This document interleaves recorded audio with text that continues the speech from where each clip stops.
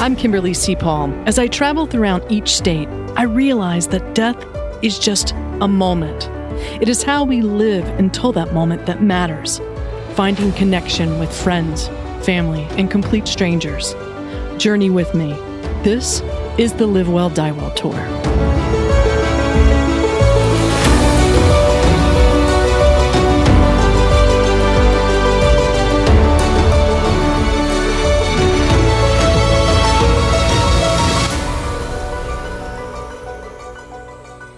So, hello, my friend. Hello.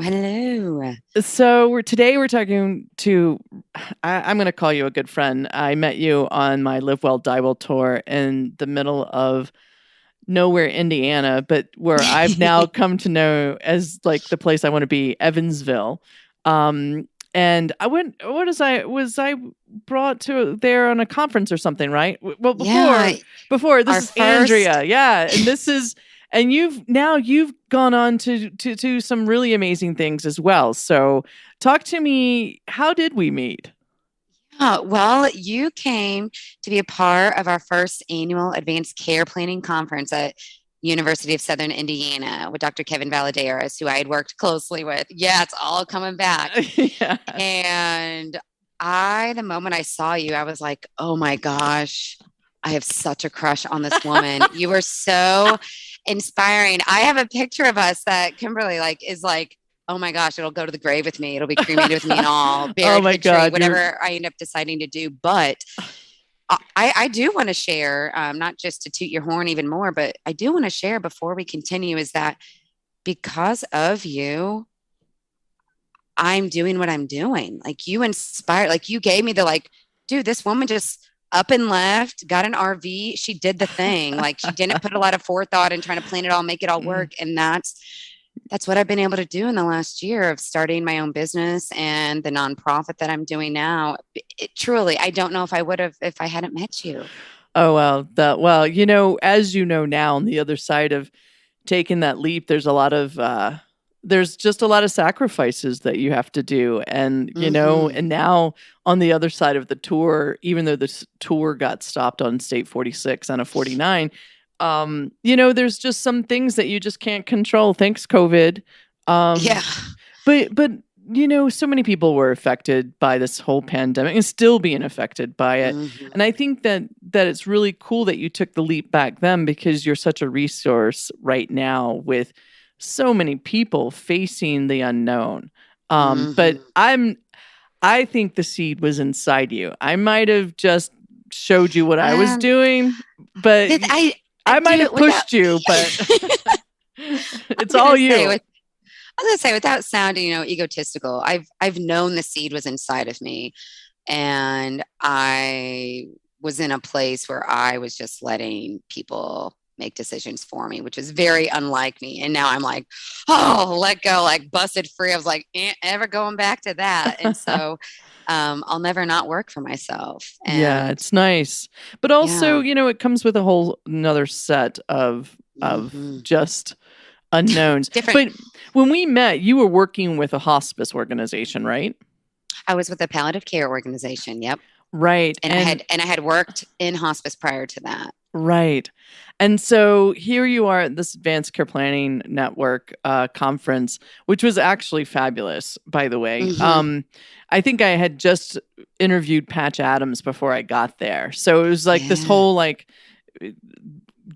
was in a fog a little bit too. But what was amazing is that you have a university that really is behind this whole advanced care planning. Mm-hmm. But what I'm interested, Andrea, is how did you fall in love with advanced care planning, and how did you fall in love with end of life? And it's not a subject that a lot of people are interested in, or fall into or fall in love with. But I love it.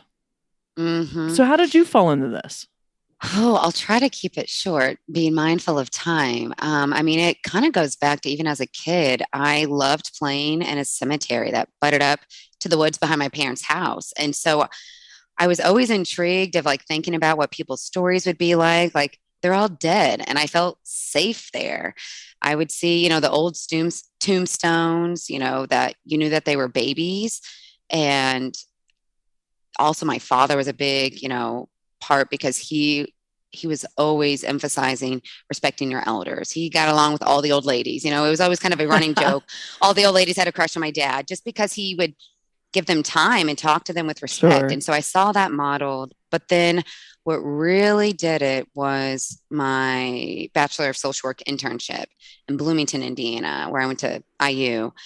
It was an internship with their hospice, and they called it their Journeys program, but that was kind of before the word palliative care was really used. That was what, circa 2006, 8. And I fell in love. Like, I was like, oh, this is my jam. Like, I thought I wanted to be a high school art teacher and coach volleyball. And I'm like, and do graphic design work on the side. And, maybe some, like, I don't know, That's camps hilarious. in the summer. But then I fell in love with it, just sitting at the bedside, hearing their stories. It's all about the stories. And Yeah, so it is. It is. I didn't realize you had that creative side of you as well, because maybe that's what draws us together, because I feel like end of life can be this dark subject, and I just want to throw like paint on it, like colored paint, my God. And Yes. it's so beautiful to me, and it's so colorful, and I don't believe that people see it that way. And if anything, talking about death, it's really made me live more boldly, with everything I do. Absolutely. And as someone that when you engage in conversations about death and dying, you're actually talking about living and the colorful things and how to make it more colorful, or maybe mute colors. And that's not necessarily a bad thing. Right. But just to really embrace the human experience, I think through life's journey. But, also I was also raised Catholic. So I saw crucifix and hearing death and dying all the time too. Maybe was part of it. I don't Southern know. Baptist here, babe. Southern Baptist. Yeah. I mean, so you fell in love with palliative care, and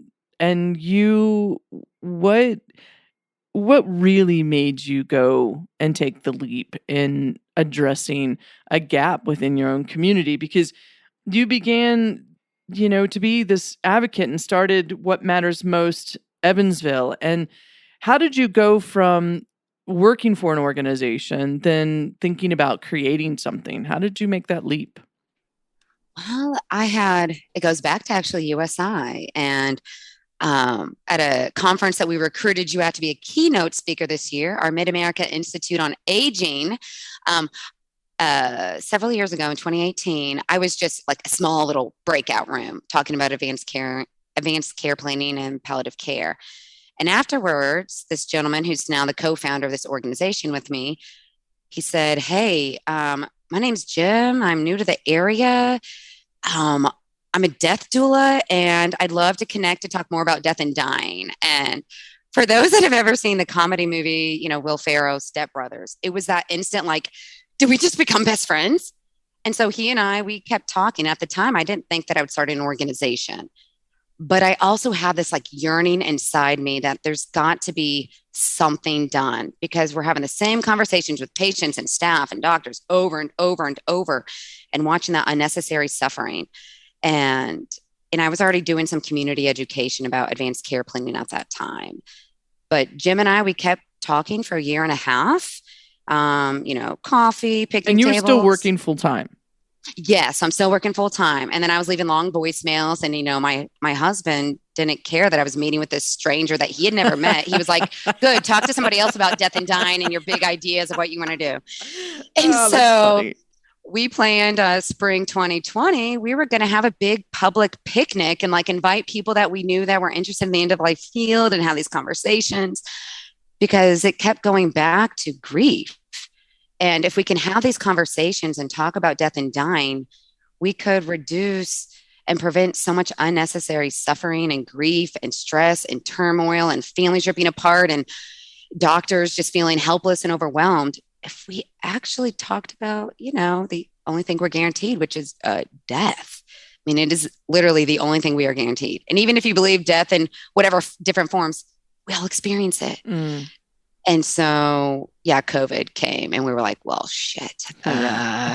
So we non-tech savvy, we went virtual. We at that time had been asked, we connect with our local PBS station, and we were going to be one of the first community podcasts to talk about stuff. And we were so stoked, started doing recordings, and then just kept getting deferred with COVID. And then I experienced several losses, and I was like, we got to do something. Like it was partially like my own escape. My father died in April, and was it related to COVID? No, he had esophageal cancer. Oh, wow. Okay. That was a challenging battle. And I don't even know if the word battle, because when it happened, when he started rapidly declining, it was rapid, but I, even working in that field, I could see it, but not even able to have those conversations with my own family. And that was like a wake up call to me of like, I can't even do this with my family. I mean, I'm trying. They didn't want it. They weren't ready. They were in denial. Like, how did this happen? Why is it going down so fast? And I'm like, oh, you remember at Christmas time when you got pissed off at me for saying if we want to do a family vacation, we should do it by February? Yeah. And I was a terrible person because I knew he wasn't going to be there in July when they wanted to plan it. But I'm also going a little off topic here. But that was also you bring that a extra good point up, because even being in this field 22 years, and my family still sees me in pigtails and braces, and I think that's a comfortable way. Everyone's comfortable with that, and that's the thing, is you still feel I think there's more boundaries in my personal family than they are with complete strangers, because I can get away with honesty. Totally. Versus knowing my family wants to hear about it. So I get you on that. Yeah. Totally. And still unpacking grief from that time that's actually not related at all to the actual death of my father, but just everything connected to it. And so that also feeds what Matters Most Evansville is, because it's all about conversations and sharing stories, because we can all relate to something. And so why did you name it like What Matters Most Evansville? You live in Evansville, Indiana. Yeah. If you haven't been there, you've got to check it out. What is the little town that I stayed in that was close to Evansville? New Harmony. Oh my gosh, what a great! I still want to come back and write. You will. I love that place. And remember, my place has an RV hookup. So if you ever, RV is gone, want to rent one again, I know. But if you ever want to get one again, never again. Never again. I'm going to fly and rent a car. Are you kidding? Well, good. I live near the airport, so see, it's perfect. Perfect. But yeah, I'm trying to think. Where were we even at? I was asking. I know we can get so off topic, which I love. But yeah, never again on the RV. But I was asking, why did you name your organization? Yeah, What Matters Most Evansville. So talk to me about that. Yeah. Well, for a year and a half, when Jim and I would keep talking, we didn't know what it was. We're like, let's have a death conference. Why? How can we help more healthcare providers have these conversations? Like, why are they so scared of? What can we do? And it kept coming back to the things that mattered most, because it wasn't about what the medical decisions were and did they want a DNR.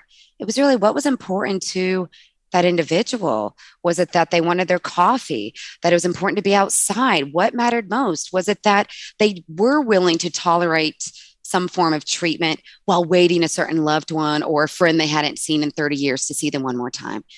So it kept coming back to what mattered most. And when we can talk about those things that matter most, it's empowering. And we know that those things sometimes change and evolve, which is why we have to keep the conversations going. But when we can say, hey, this is really important to me, then it allows us to say, okay, what can we do to protect that, to honor that, to continue that? And I believe what matters most is individualized, because what matters most to me might not matter most to you. And it sort of makes the individual think about what is important. And I have to concede, I think what matters most to me today, being a healthy, 50-year-old versus, someone who has a timeline and facing end of life, I have to concede that what matters most will change. And you can't, and as Yes. much as we try to live as we're dying, it still is not a reality. Hmm. So I do expect what matters most will change even for me. So I like that. Yes. And I think that's the important thing is to continue the conversation, reevaluate, with palliative care patients, you can't see my hand, people listening, but what's a good day? How you decide what a good day is and what's important as your disease changes, as your energy changes, as relationships change, as your disease changes, as your interests, as your taste, as your body, you name it, as that changes and evolves, what's important evolves. And so, but we have to continue the conversation or we won't know. We won't know how to support someone when, yeah. Why are communities and individuals, why are we still having trouble with this? And what's amazing to me is you're not hooked with a hospice or palliative care. You're sort of separate Mm-hmm. because really advanced care planning and what matters most, it hospice can be a part of that program, but it's not Right. motivated by that program. And Mm-hmm. so I like that you're separate. And what I think why I really wanted to talk to you on my podcast was because I'm hoping other individuals out there will look at their own community and be like, how can I get what matters most Chicago? How can I get what matters most, Littleton, Colorado? I mean, how can we inspire Mm-hmm. people to own their community? But yeah, why are we still here? Why are we still struggling? Ah. Oh, I mean, a lot of things initially come to mind. I think one is the word community in of itself. We don't live in community. We live in our own houses and we keep things separate. And I'm someone that I get re-energized just by connecting with nature. And I've always thought back, and maybe that was, time in the cemeteries, thinking back of when people, they all shared a plot of land. They all had to work together. They experienced grief and loss together directly. And they cared for their neighbor's dying loved one because someone was working in the field. Someone was collecting berries. I mean, if I think about like And families used to cave live really folks. close together too. Yes. And we're not, And and as um, virtual as we have become, there's still this huge, huge gap when it comes to connecting with our family mm-hmm, and strangers and our neighbors. And, mm-hmm, it's even living in Denver, in an apartment complex, near downtown. And I feel more community than I've ever have felt in a long time, because it's mm-hmm. accessible. My neighbor the other day was like, "Hey, I've got a table. Can you come down and help me?" I'm like, "I'm right there. I don't have to drive across Awesome. town." And there is something about that Mm-hmm. I'm finding very interesting. Yeah. Yes. It something that I have experienced, and maybe it's just my lens, my personal experience, but especially when going to, different conferences or things, when connecting with strangers, whether they're patients, medical providers, family members, friends, you name it. But when the conversation of death and grief comes up and you're able to actually sit in the presence and talk with someone, you talk about connection. Mm. I mean, you can connect so deep and it alters that. It also reflects upon who you are. It changes, okay. Oh yeah, I am going to die. Like what's important right now? This person is sharing ideas. How can I learn? What's something I can grow from? And when we think about what matters most, part of that is we also want to really like ourselves. Right. And I do the deathbed exercise a lot, even with clients now when they're not facing serious illnesses. And you know, from this moment in time, because we can't go back, but from this moment in time to when we are on our deathbed, and let's say that we have the mental capacity to know that we are dying, but to look back from this moment as we are talking, moving forward, what do we hope that when we're on our deathbed that we're able to reflect back and feel a sense of pride, and whether it be a form of accomplishment, not necessarily like a bragging thing, but what would feel really good to know that mattered most that they focused on? And maybe that's something small, like I put my shoes up consistently. So my girlfriend didn't get mad at me. Is it I overcame my anger. I learned how to take a deep breath. I allowed myself to be vulnerable.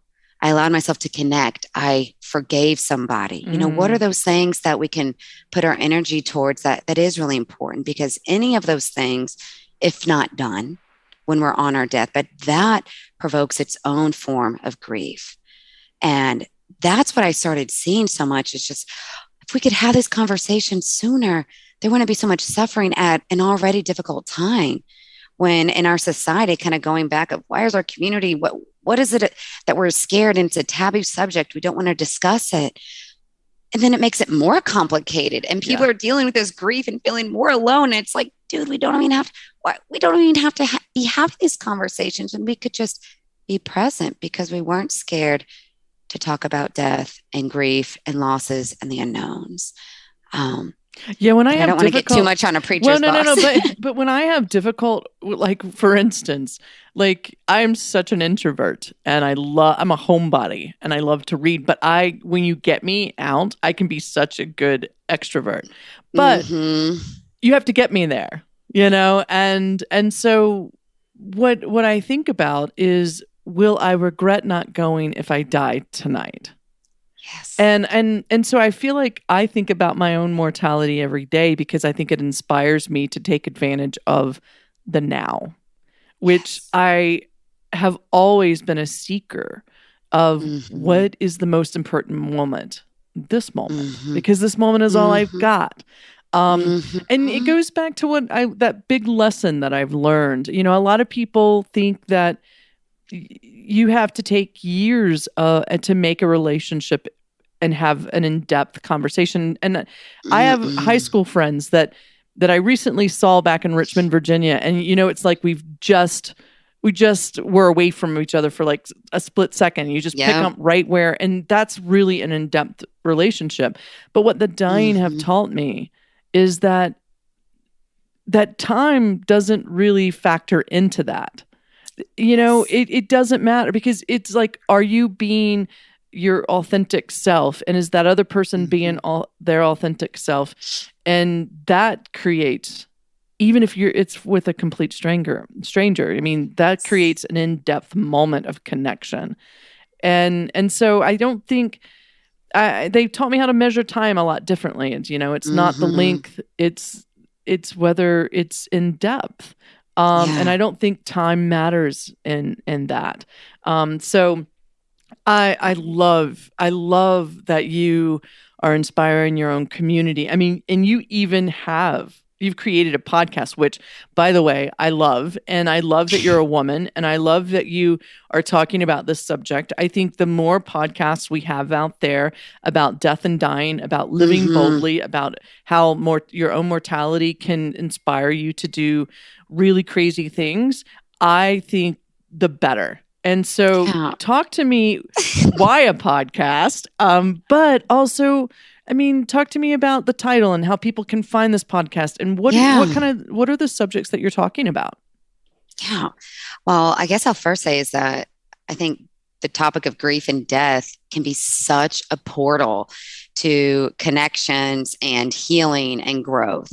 And so, for those unfamiliar with Evansville, we're on a river bend. And, we don't get fog like San Francisco, but I decided, we wanted to have a podcast. We wanted to get the information out there, but not it feel forceful because so often in hospice, people, they don't want to be talking about these things. And it's like, how do we, although let's be real, Kimberly, you and I, we're good. We can make difficult things not scary, right? And so, but with the podcast, people are choosing on their own to Mm, listen in. They can pause when they want. And so we called it River's Fog, and river is possessive. It's river apostrophe S, like the fog of the river. mm, And we're really trying to, clear and navigate the hazy fog of grief because people oftentimes they don't know what it is, or sometimes they don't even realize, oh, that's grief. right. What is this? How do I navigate this? I don't know what's on the other side. And that again goes back to grief can be such a portal that it's part of that process and the acceptance that you're right. We don't know what's on the other side, but what we do know for certain is it will never be the same of what was. Mm. There's been some form of loss, and whether that be a person, whether that be a job, your health, a relationship, um, your favorite car, whatever, life will never be the same. And so this podcast, Kimberly is a guest, so you guys will have to check it out. We're on all major platforms, Rivers Fog. And so It's a we great invite, tool. Great yeah, tool. we've invited guests that are, some nationally recognized speakers and authors, such as yourself, Thank you. artists, and I'll kind of, depending on time, I might speak on that, but also just guests that might be your neighbors. Mm. We all carry grief. And I think, as you mentioned, the dying have taught you so much about like, what is time? And we're all carrying some form of grief around. It doesn't mean it's bad and that we're sad, but there's something there, and that we can really all, we can all connect. And so a podcast, I think, is a great way, especially, driving. If we're working virtual, there's less drive time. What a great opportunity to like just sit and be and listen to something. Well, that's when I, back in the day when I was thinking of a podcast, over 5 years ago now, I just thought it was a way for, like you said, for people to measure their own information intake. Mm-hmm. And it was really important to me, like it sounds to you, that I have everyday people on here. Yes. And I go back to this, what did I want to accomplish? And I think I wanted to have so many conversations that it became comfortable. And Mm-hmm. I was just telling someone the other day, and they asked me, what is the role? What do you think your role is, and your goal? And I said, well, I think I steal fear, because people fear things of the unknown. Mm-hmm. And what I have found being close to dying individuals is there is no fear. It's just the fear of the unknown. So what are your goals? What do you want to accomplish through What Matters Most Evansville and Rivers Fog? I mean, is it similar, or do you have more specific goals because you're targeted on your own community? It continues evolving, and if you give me too much time, it'll evolve in a new way in 10 seconds, which is, that's why I love you. It's very bittersweet the way my brain works. There's some really great pros and cons to that. But I think to really mirror what you said is trying to reduce that fear and not make it be such a taboo subject, that death and dying was something that was seen as an honor and a way to be intimate with someone, and to bring back that. I mean, not only just preparing for the baby boomers, if we want to talk logistics of what is going to happen to our country if we do not get our act together and get comfortable practicing these conversations. And you said it, like, you got to practice. The more you talk about it, the more comfortable it is. And then part of me, I'm such a visual person. We talk about what matters most being a ripple in the water, kind of going back to we're here on a river bend, and just the tiny little conversations, the aha moments, the connections. If we can just keep putting, as if I'm up in an airplane looking over a huge body of water, all these little ripples. And then at some point in time, I don't know when, probably generations down the road, if humans are still functioning on this earth, we're not all artificially intelligently designed, and we can actually have human experiences, but that's a whole other conversation. But at some point in time, these ripples are, when they meet up, they make a larger ripple. And hopefully that ripple, we can feel it through all of us, and that connection, that there's some sense of safety and acceptance of this death and this dying, the thing that, again, we're all connected by. And if we could use that as a tool to actually bring peace, I mean, that's like my utopia. Yeah. Like, yeah, like you said, because we're going to deal with things. We will deal with them. The choice is, do we lean in and feel it, or do we numb out? And even in my own world, it's still a choice to numb out or lean in. And it's sometimes we great. need to numb out, but sometimes we got to have moderation. But I guess to answer your question, I'm giving long-winded answers because I'm just so excited to talk to you today again. And but kind of the goals with what matters most, it's really mainly conversations and connecting, giving people the opportunity to share their story because there's healing in sharing stories. And actually, one of our projects, so anybody listening, no matter where you're from, um, we have a Share Your Story Anonymously project because stories, people heal more wholly when their story is shared in some context, including anonymously. So people can write in, and I'm sitting on several letters. And just whenever I thought like, oh, maybe my organization, maybe we're not really making a difference or doing anything, I went, to the good old PO box, and I had 7 letters. It's Like 7. I amazing. hadn't checked the mail in a few weeks. And so, but every single letter, they include how helpful it was, that they feel relief, they feel more hopeful, that they're hopeful somebody listens in. And so that is a ripple in the water when people can share their story, connect with others, or feel validated of, I'm not alone. Or maybe this doesn't have to be so scary that, wow, grief sucks. And I can just say that. Like half the time working in palliative care, I felt like I'm just getting paid to say, man, this sucks. I so understand. I was with a family last Saturday in Denver, and the husband got choked up, and I just put my hand on his shoulder. I'm like, I'm sorry, this sucks. This really sucks. And if that's the thing is you can't control when, you can control how and where. And we've got to focus on what we can control and make the most of it. So here's something for you, because this is what I'm interested in. We in this practice, in this field, we tend to not do our own homework.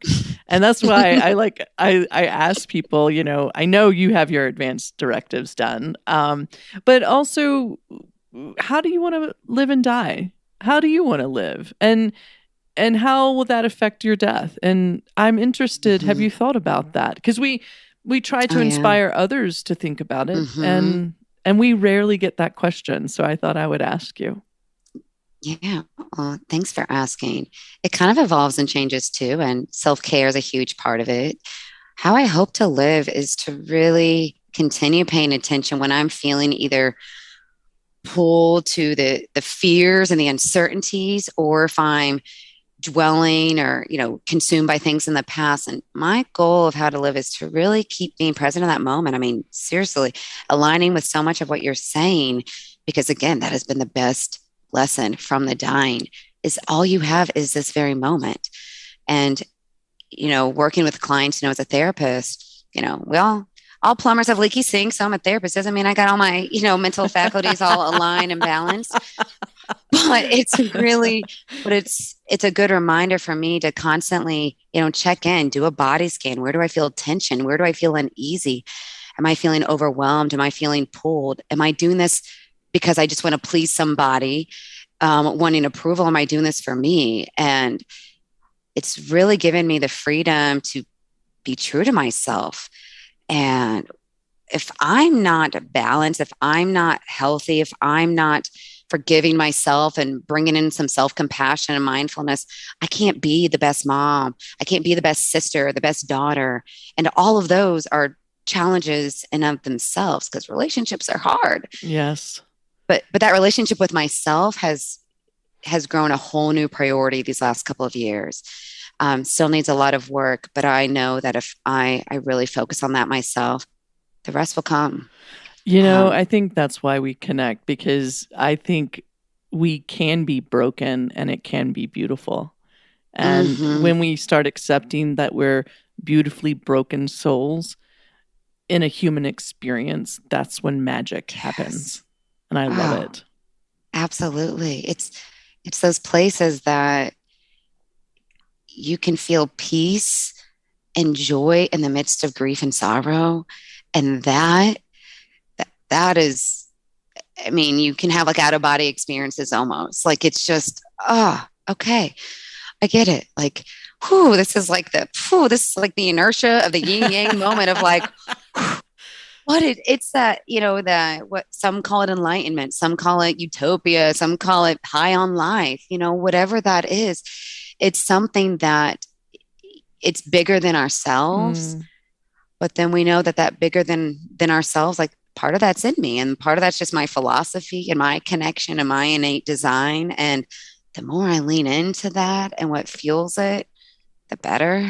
Yeah, It's absolutely. just, I will I need say lots of practice going, but of course, of course. I mean, there's things that have happened over the last 2 weeks of my life that I thought I would scream and like melt down and cry in a corner, but yet I was as calm as a cucumber, just so calm. mm, And I knew mm, that in the smallness of my life, that this big thing will not be that big thing. But what I put my yeah, energy in is mm-hmm, is really important, because I can feed it or I can look the other way and know mm-hmm, that everything has a process.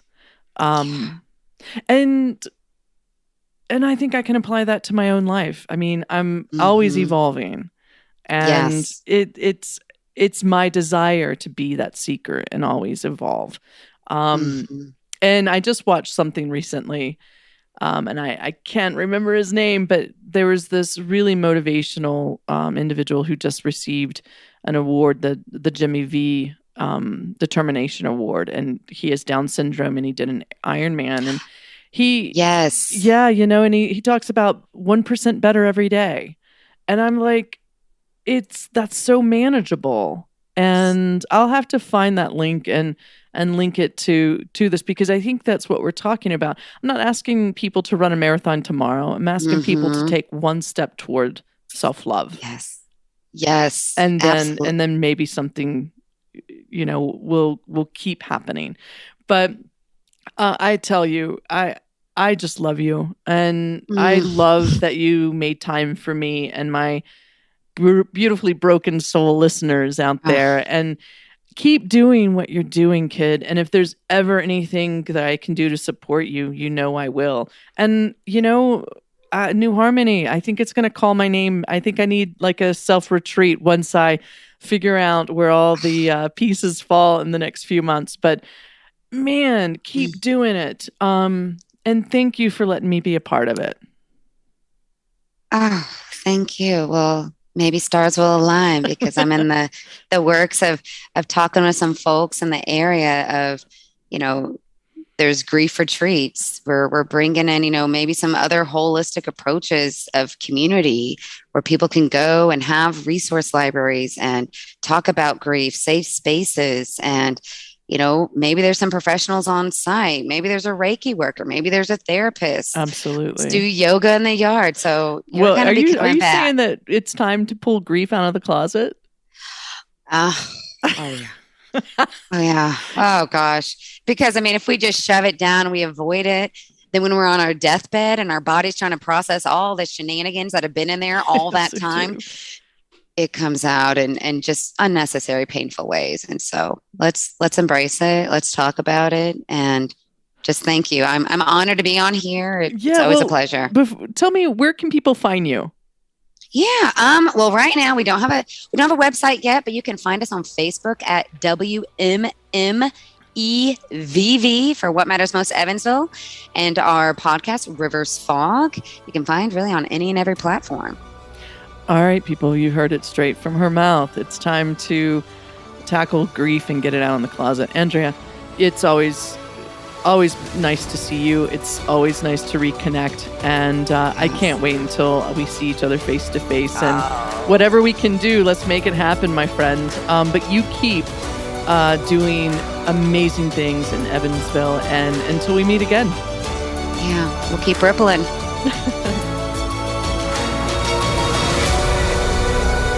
Thanks for joining us today. And remember, you're the designer. This podcast is produced by Jason Andre with 7 Season Films. If you're interested in telling your story via podcast,